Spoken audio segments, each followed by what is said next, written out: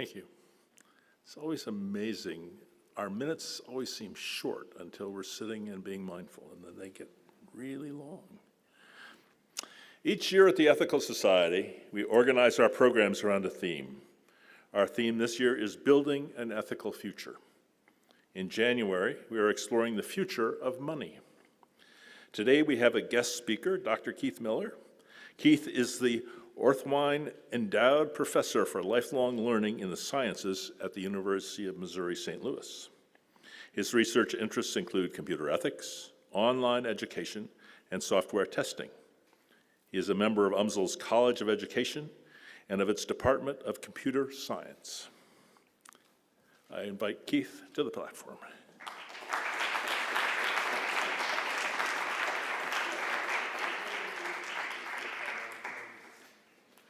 Thank you for that introduction, and thank you for the invitation to be here today, and thank you all for attending.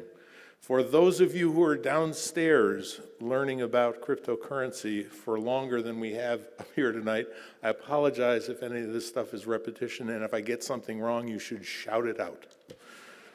So I work with computer ethics, and for me, computer ethics matter when human values and technical decisions interact. And in order to make what I think are wise decisions about technical decisions and how we interact with them in what I call social, not just me, but a lot of people call socio-technical systems, you really do have to know something about the technical details. So I'm going to give you some technical details, and meanwhile, we should be thinking in the back of our minds, what about this could be good, and what about this could be bad? The technical details are the technical details, but how we use them, what the consequences are, can be intermingled. So it could be that the same artifact can be used well, and it can be used badly, but sometimes certain characteristics of technology can push us in one direction or another. So we should be thinking about not only good and bad. Is this working? Should I adjust for a jack? Oh, okay. Closer.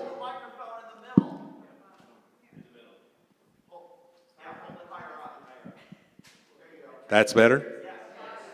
I have no idea why, but okay.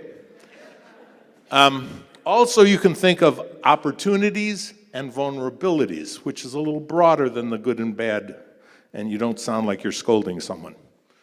Okay, so we got to talk about money, and all in January you're talking about money, so what is money? What's up with money?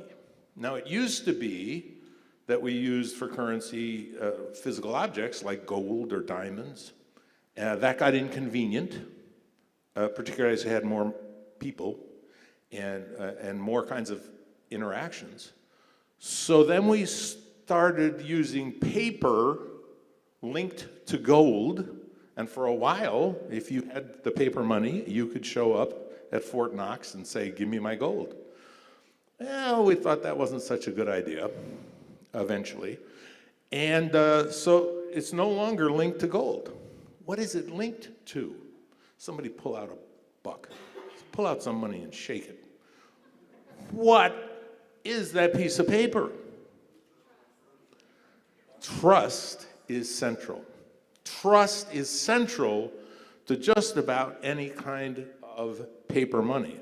And it's usually trust in a government, federal banks get involved, but that paper really isn't worth the Happy Meal.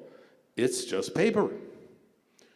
And that's a very interesting and a central idea, and I hope you're going to talk a lot about that during January, because it really is amazing that this socio-technical system called money, in my opinion, after studying it for a while, it's amazing to me that it works. Now, the paper was very important. Paper is linked to a country or a group of countries. But nowadays, most of the time, at least for me, I don't use paper, I use plastic. And again, there is trust and control. The banks do electronic calculations. By the way, we're having fewer and fewer pieces of paper money in the world now because we're doing most things by electronic. But again, there's a trust. And again, it's centralized. It has an owner. And by the way, the owner won't let you look at the ledger. What do I mean by a ledger? Okay, very simple. And I'm looking for a volunteer here. Here's a ledger. And you can put in the ledger, we'll start out, Keith starts with 100 coins. Keith gives Lucy 10 coins, and then I sign it and date it. Lucy gives Desi 5 coins. Ethel starts, so each line of the ledger is some kind of movement or the start of some coins. Now I need a trusty audience member to hold this ledger. Do I have a volunteer? All right. Come on up. I don't want to climb these stairs twice, if I can help it. I'm old, frail, and clumsy. You remember me? Jim! Oh, Jim! For you up on the stairs. How you doing, man? Nice to see you. I do trust you. Come on up. Well, that's a bad start. Yeah, I know. I wanted somebody that I could, dump on. Now I'll have to be nice.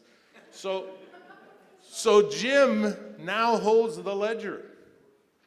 He holds the power. If you want to add, or I know, in the middle, if you want, you have to tell him. He holds the ledger. He holds the power. Just like a government or a bank owns the power, owns your money, if that's a ledger. So, yeah, no offense, Jim, but you're the problem. Because we have to trust Jim. If our money's in that ledger, we have to trust him, and he's got the control. So, what's a society to do? Pardon me? Regulate. Well, regulate's an interesting answer, right? But in order to regulate, you have to have authority, right? Or oversight. All of that requires some kind of enforcement mechanism, okay? And what if he doesn't answer to the enforcement mechanism? Or perhaps he's the guy who enforces, he's the only one of us here who has power, Well, then we have to trust him. Okay, thank you, Jim. Give it back to me so I have the power. Thank you. Let's give Jim a hand, please.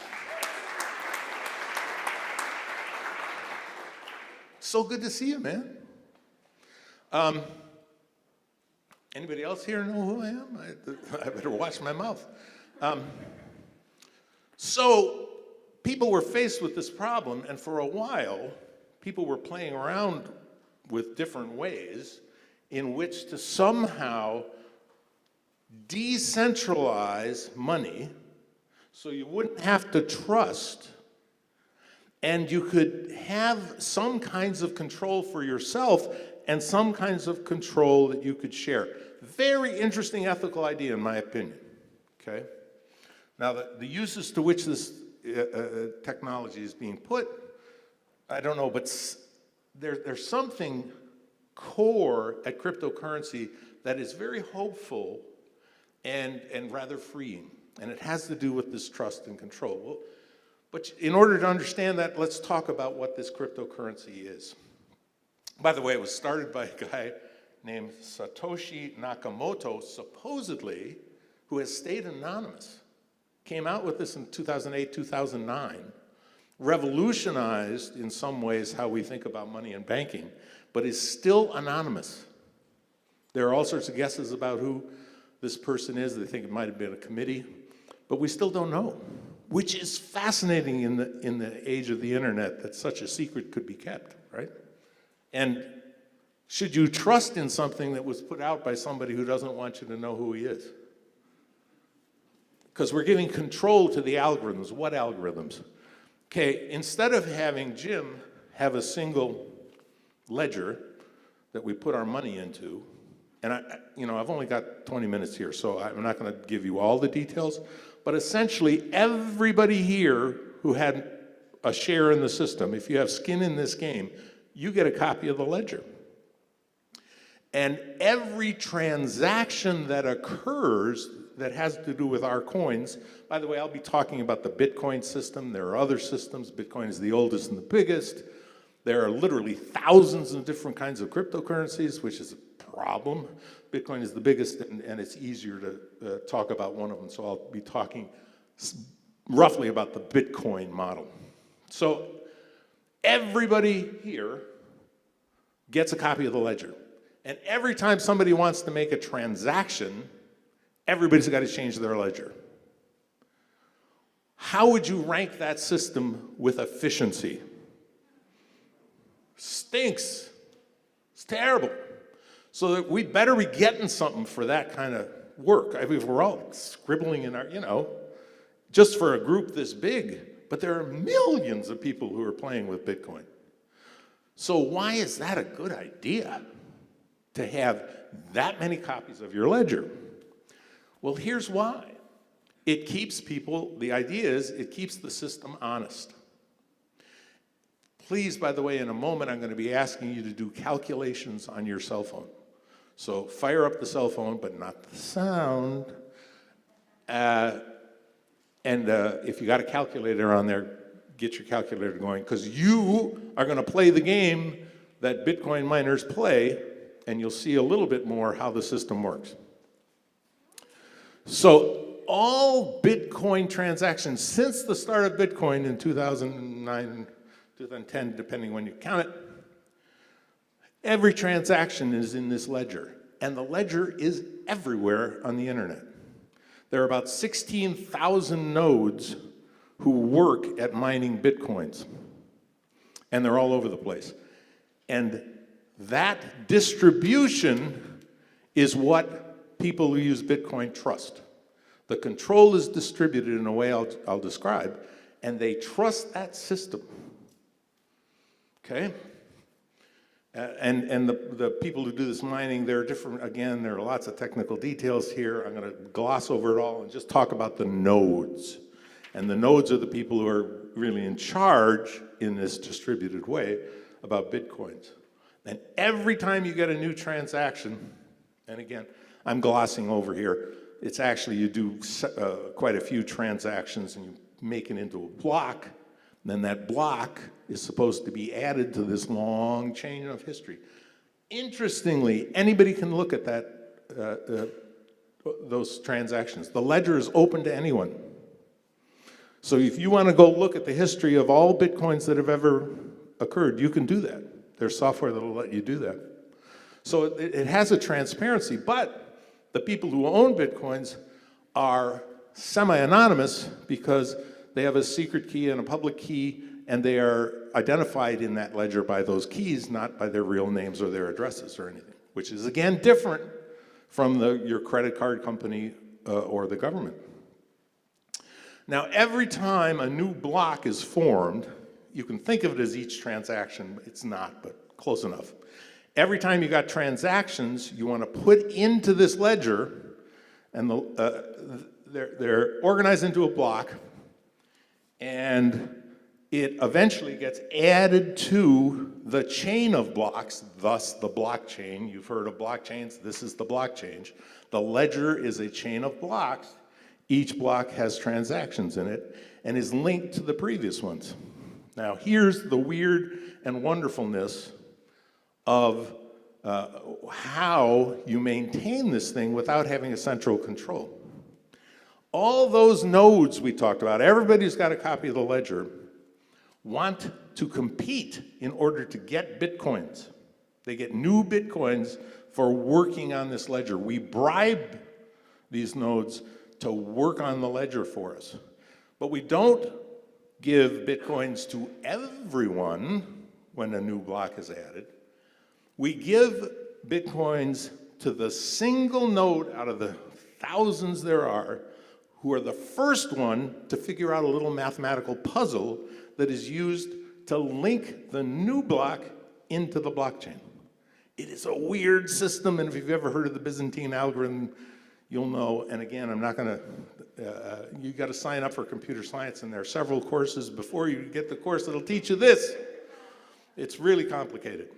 But it is an algorithm that plays this game, and something fundamental to the game is the following. There's a puzzle you have to solve in order to do this linking. And I'm going to have you play the game. Here's the game. Now, this is not the same game that is used by Bitcoin, but it's a similar game. The game is much harder for Bitcoin. It's hard enough that supercomputers take it on an average 10 minutes to solve it. And it's hard enough that different of these nodes, different ones in these nodes win. And that's crucial because you don't want the same one to win, because if the same node kept winning this game, it would take control, and then control would not be distributed. So to keep it random, you have really hard mathematical puzzles. And here's the puzzle I'm going to give you. Oops. Please move to this one. I'll try not to be in the way. So here's a puzzle. I'm going to give you a 5-digit number, and then I'm going to ask you to find the first number that, when multiplied by my number, your number times my number, will have zeros in the positions 3 and 4, the hundredths and the thousands. So if you can see that, yeah, the hundredths and the thousandth digit. Is the game clear? No. I give you a number, and you go on your calculator and you multiply it by 2, you multiply it by 3, you multiply it by 4, you multiply it by 5, until the answer, my number times your number, has zeros in positions 3 and 4, and then you win. And you tell me what that number is. Got it?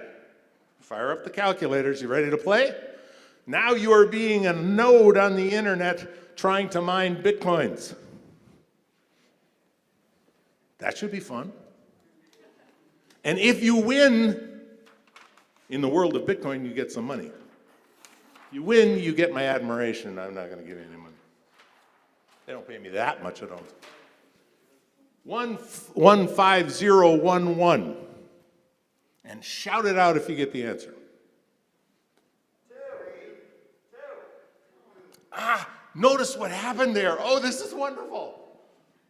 We got different answers. Keep yelling. 4. I want the first one, by the way. I got a lot of 2s here, right? And the system works that way. You have to get agreement eventually, even though there can be disagreement, whether somebody's trying to fool you or not. So I'm thinking 2 is good. And the first person who shouted out 2, you would get a Bitcoin reward. And you would be in charge of putting the new block into the database, well, the ledger, into the blockchain, and it would stay forever there. That's the idea. That's how it works. Let's play the game again. 1, 2, 5, 1, 1. 4. Oh, some people are cheating. It is 4. And by the way, then that becomes part of the link here. That becomes part of the link, the block. That answer is used in the algorithm that links up the block. So we'll do one more just for fun. And if you won, don't yell.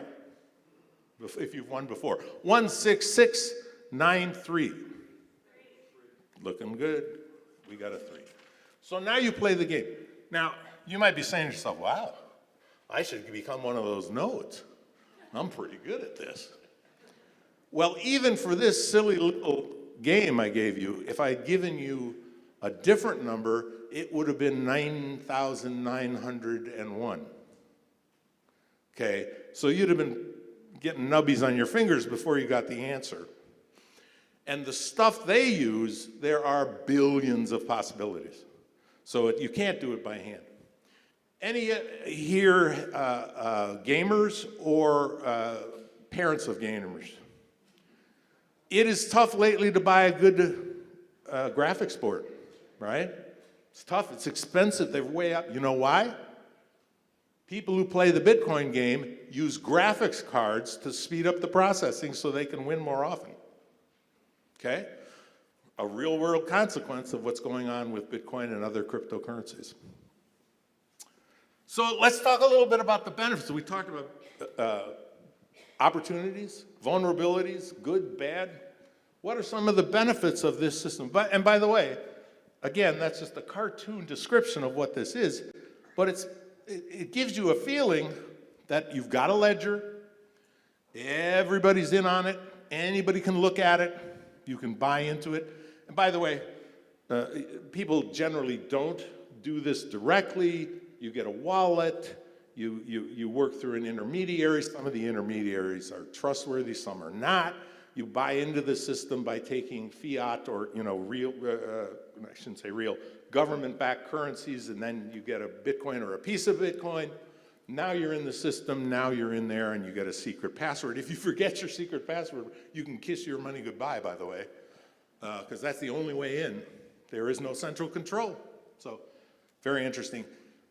It's also interesting about the cryptology that makes your secret and password secure. There's lots of technical details there. But I think you have enough knowledge now to say it is decentralized. There is no central authority. I put it here in a benefit. Is that a good thing or a bad thing?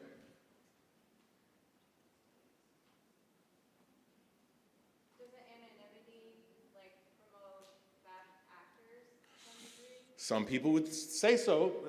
Certainly, owners hidden by secret keys, I don't know if all of you heard that. Does that promote bad actors? Some people say yes.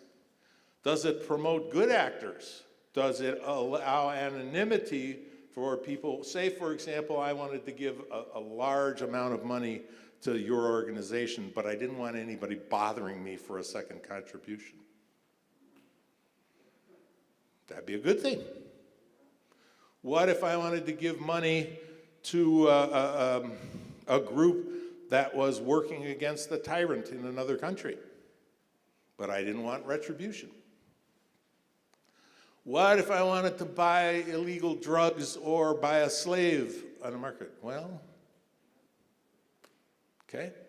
What can be done about that? Not a whole lot at the moment. Some countries have banned cryptocurrency because they want the control. Then you don't get the benefits and you don't have the liabilities. It's very interesting, right? So this socio-technical system can be used for good, can be used for ill, and you have to make a decision as a society and as an individual whether or not this technology's good outweighs its bad. But it's kind of interesting. Keep the question. So are you actually purchasing Bitcoin with centralized money from the Yes. country? So you could have currency from any country throughout the world if it isn't banned purchasing it? Right. In order to get into this system, in order to get into your ledger, Jim, you got to somehow get Bitcoins. And you get Bitcoins by giving something else up. Now, you can do it to a broker, you can do it, but that's how you get in. Once you're in, you know, it's all within the ledger. But yes, if I wanted to buy a Bitcoin, somehow I'd have to take money out of a credit card or out of my bank account, or I could pay cash and then make it happen. Am I answering your question? Okay. So you have a country that this is not Western country. No, I was getting back to decentralized. Uh-huh. So you could have a country that their money is just worth nothing in a day or two, yet you've already put it in. Could that be a problem? Oh, it is a problem. And one of the things that people don't like about cryptocurrency is it's so nakedly about trust and the distributed control that it has fluctuated greatly. Its very transparency makes it vulnerable to wild fluctuations. Also, because people don't understand it very well, most of us don't get it, Lots of hucksters want to be the person who will take your money and supposedly give you Bitcoin. And there have been huge amounts of money stolen from people because somebody claimed to be a gateway into this ledger and they weren't. And so, yeah, there are a lot of bad things. So there are a couple of ways to look at cryptocurrencies and Bitcoin in particular, that once you're into the system, how does it work for you? What kinds of things does it encourage and discourage? And then the other thing is, how do you get in and how do you get out? And the kind of organizations and people that have formed around Bitcoins to get you in or get you out, and you got to be careful about that. That's kind of a separate question. Other question, I'm told we'll have some other question and stuff later, yeah. So it is effective, and that's why it has existed since 2009. It does get you out of the problem of centralization, and it gets you out of the hidden ledger. It also gets you to digital instead of an analog kind of currency. But we have to think of the costs. And before I finish, I also want to talk about the climate ramifications. Okay. Remember when we started this, I said, everybody's got a ledger. And so the replication of the entire history of Bitcoin is replicated in the last count I had for Bitcoins only, and there are thousands of cryptocurrencies. And boy, you know, I can't give a financial advice because then you can sue me. But it's amazing how many cryptocurrencies there are and how many different ways there are to lose your money. Anyway, the last count I saw about how many nodes there were just for Bitcoin, over 16,000. It's a little hard to know at any given moment. So there are 16,000 active databases of this thing. And every time a certain number of transactions occur, those transactions go all out to those 16,000, and they all compete to win the lottery, because that's how they make their money. That's what data miners do for Bitcoins and other cryptocurrencies. So they're cranking away. And again, the latest estimate I've seen is just for Bitcoin, and if you add up all the other cryptocurrencies, it's more. It's about the electrical equivalent of Sweden. That's how much electricity is going on I got 3 more minutes, but I'm told that there will be questions later. Right. Yes. And so there is an immediate climate control. Now, some of the people who like cryptocurrencies say, well, all money, credit card companies burn electricity, and all of that stuff costs electricity. We're just substituting. People aren't quite sure about that, because if your ledger is centralized, you go clickety click click, boom, done.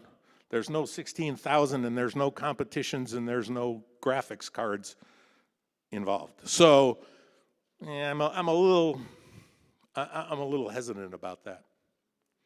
Anyway, we're going to have some questions later. Thank you so much again for inviting me, and it's been a pleasure to talk with you today.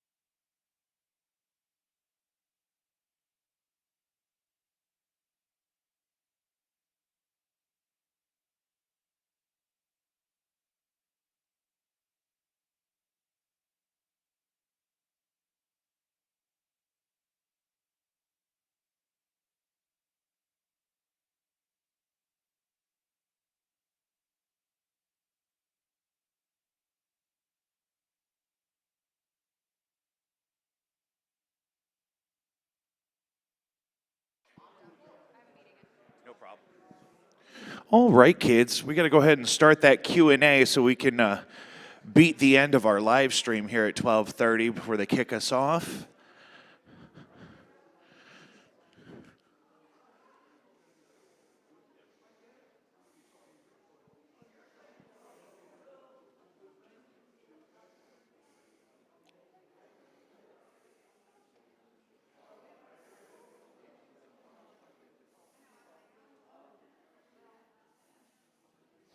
I don't have any questions in my chat here from Alter yet. So if there's a question in the room of somebody that wants to get us started, we could start there. I know we had some burning questions. I see a big, tall, proud hand. I'm going to come to that one.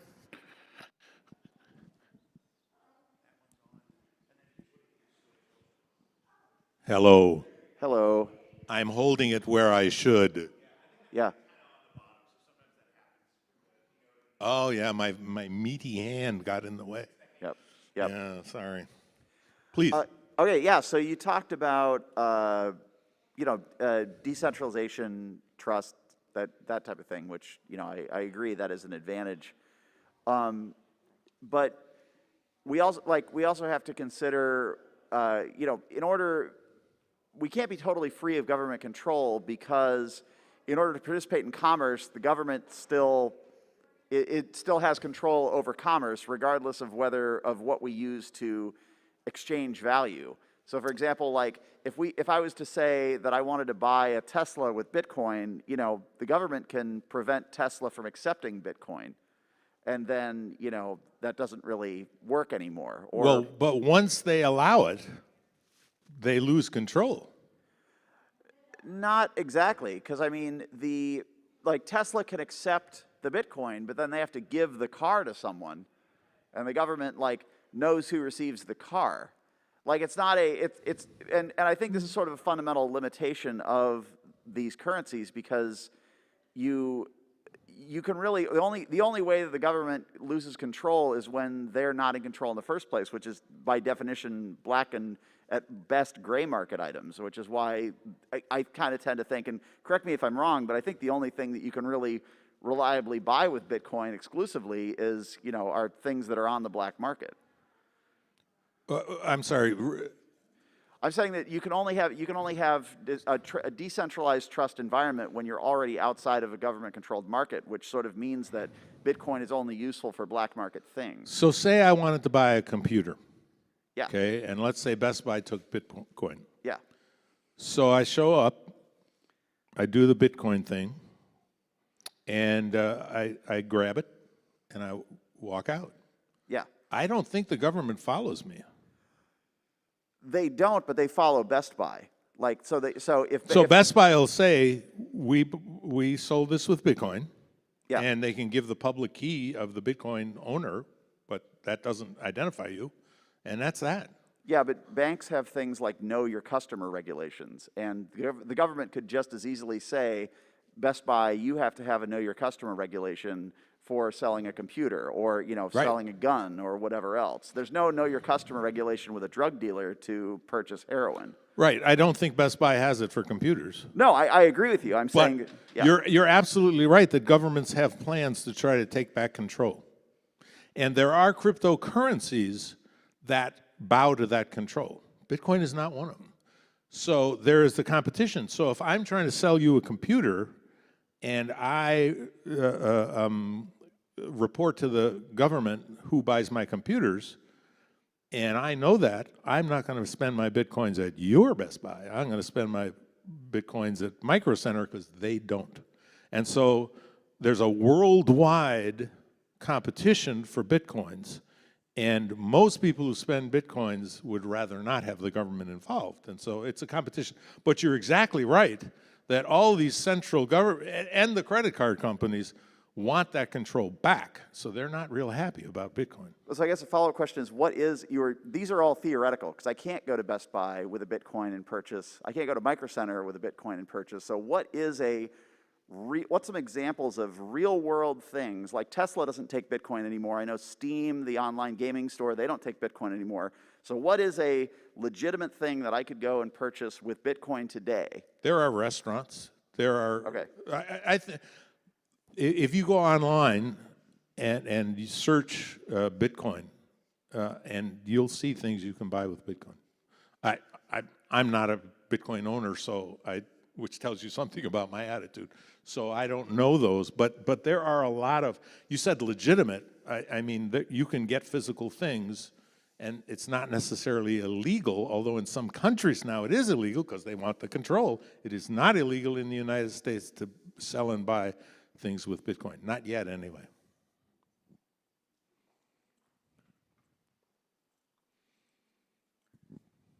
if you don't mind, I can help answer that a little bit. Bitcoin is not the best method of exchange for payment. It's probably better viewed than it is by the government currently as property, and it's taxed as that. It's defined as a commodity as well. So in practical uses, besides using an exchange as he explained, or your example of buying something, you can borrow against it. So you can borrow and get fiat just like you would at a bank, like it's your house, and use money that way while still maintaining your property, so to speak. Yeah, they don't call it money because for several reasons. When I'm saying the regulators don't consider it, in general, in most countries, they consider it like you bought a stock. You bought a commodity shares of corn. And so it's exceptional, but not unheard of to buy things as if you were, getting a Happy Meal. And as far as I know, McDonald's doesn't take it, but that's always a good example. But there are restaurants, there are bars, there are health clubs, there are car dealerships, and an awful lot of criminals who take Bitcoin. Could you explain a little bit about why the guy in the Bahamas, I can't remember his name, Sam Bankman-Fried, got into so much trouble? I know he had like 2 entities, and he crossed over or something? Well, I have not. I'm sorry. I have a paper due in February 1. I have this, and I have a First Friday at the Science Center. So I haven't been keeping up with that case. I apologize. So I'll just say something in general, and then we'll see if this backs it up.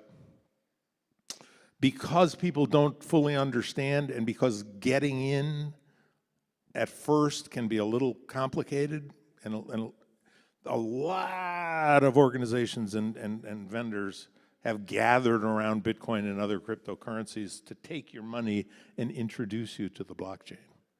And that requires a lot of trust. And my understanding is that this person was trying to act as that intermediary, was a cryptocurrency broker, and broke faith with a lot of his customers. Why don't you tell us more? Yeah, so Sam Bankman-Fried, the CEO of FTX, is an international company, and internationally there weren't rules. He established a company in America, FTX US, so there were rules.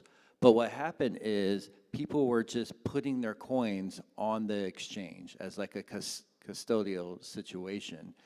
And it's supposed to be locked in its own wallet representing you. What he did was he took user funds and made bets upon that, which is against security laws, and lost. And so now the company is insolvent and has a hole of like $6 billion of user funds that are gone. So he was making crazier bets like leveraging and doing loans and stuff like that to make more money. So that's the main reason.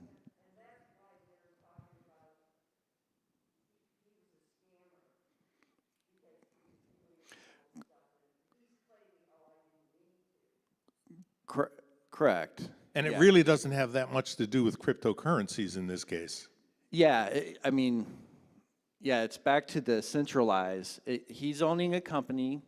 It's basically if you took your money to a bank and the CEO of the bank decided to go in every one of your accounts. Now, in that account, it's still kind of electronic. Your actual money doesn't sit there, and he took it and was making bets and leveraging with futures and stuff. Not even reloaning it out, and that was part of the problem. But he did that. That's illegal. So, Yeah, to Bahamas. And cryptocurrency advocates would say, see, you shouldn't give your trust to anybody. Trust the distributed system. Go directly.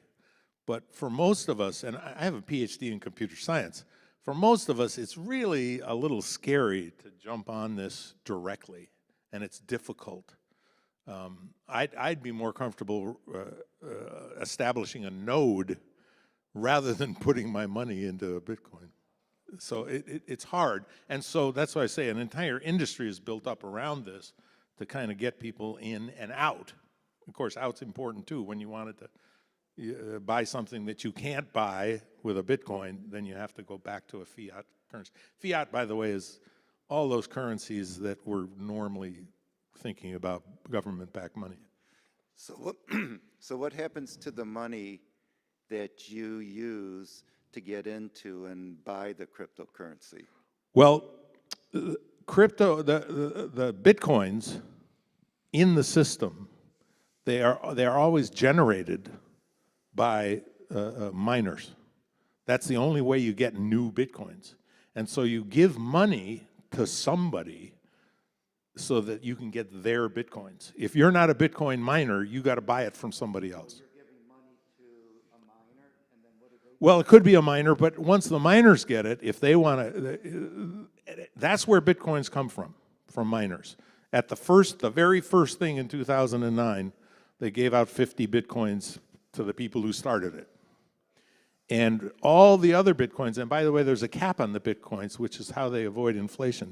There will only be, I believe the number is 21 million Bitcoins. And they haven't gotten to that yet. And they bribed nodes with more Bitcoins at the beginning, and every few years they cut it by half what the bribe is. And so they know that they're only going to have 21 minutes. So anyway, it's a limited, finite number of Bitcoins. They start by being mined, but then people buy them. But how about the initial money? What happens with the money that you use to obtain it? There was no initial money. They were just Bitcoins. It started out with Bitcoins, with the people who started it, and then Bitcoins are awarded to the nodes.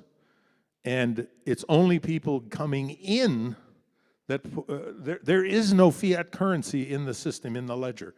The ledger only talks about Bitcoins. But if you want to get in on that action, you have to convince somebody who already owns Bitcoins to give you, in a transaction on the ledger, Bitcoins. And therefore, somehow you have to convince them to do that. I guess you could give them gold. I guess you could give them a car. But most people do it with fiat currency or credit cards or PayPal or something. Yeah, that's right. I think if I understand your question is, okay, if the guy that first wants to get Bitcoin, he has to have cash. What's happening to that cash is your question. Is that, okay. It's based on any trading maker market exchange, maker model, which means there's a pair. Whatever your exchange, like he said, corn to money, whoever is giving the corn gets money back. Whoever is giving money gets corn. So on these exchanges, and that's what dictates the price of something, is this maker model where, okay, I'm willing to buy Bitcoin at 16,000, then that person who is selling you the Bitcoin.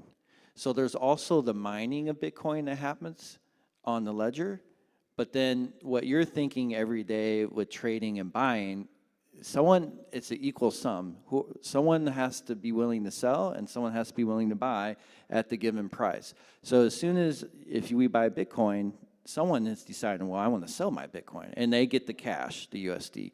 And there are pairs of everything. There's crypto to crypto, there's gold to crypto. Everything has its trading pair.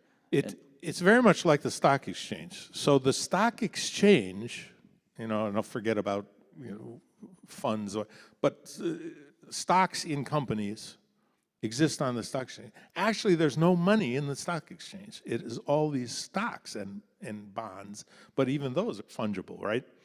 But let's go back to our ledger here. It only talks about Bitcoins. So you can say if Bitcoins suddenly were worth $1 million each, then the value of what's in that ledger is, 1 million times how many Bitcoins there are. If it crashes and they're only worth 10 cents, now that entire ledger is almost worthless. So that's what's terrifying and fascinating about any kind of cryptocurrency, is that it's only worth what people are willing to pay for the coins. And so something that happened in the last few years, it got driven up and up and up. People, I want in on this. People are making great money. By the way, a lot of people didn't make the money, but if they had cashed in, they would have made a lot of money. And then there are various reasons that people got nervous about this, and people saying, I'm not going to do Bitcoin anymore, and all of a sudden, boom, it went down. And so now those Bitcoins that are sitting in that digitally in that ledger are worth a lot less than they were yesterday, which is kind of interesting, right? I mean, academically interesting. If you were one of those people that bought in late and then watched it go down, it was not academically interesting. It was terrifying and horrifying. But, by the way, if they didn't sell low, maybe it'll come back. It's a speculative commodity.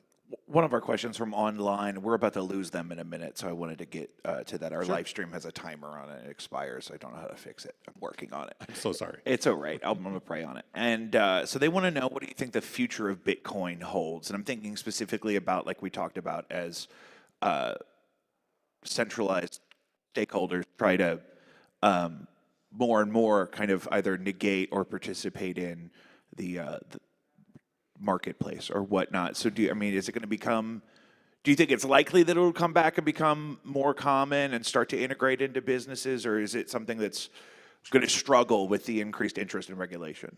Hang on for just a minute. Uh-huh. I'm checking my crystal ball. Okay. Because I don't know, but I'll tell you two possible forks in the road, all right?